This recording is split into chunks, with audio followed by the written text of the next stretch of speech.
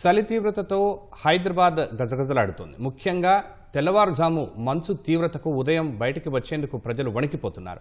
శివార్లోని పటాన్ చెరువు పొగమంచుతో కాశ్మీర్ను తలపిస్తోంది. కొద్ది దూరంలో ఉన్నవారు కూడా కనిపించడం లేదు. ఉదయం 8 గంటలైనా మంచు వదలటం లేదు. ఇళ్లను మంచు దుప్పటి కప్పేసింది. దీంతో ఉద్యోగులు, పరిశ్రమలకు వెళ్లే కార్మికులు, విద్యాసంస్థలకు వెళ్లే విద్యార్థులు వణికిపోతున్నారు.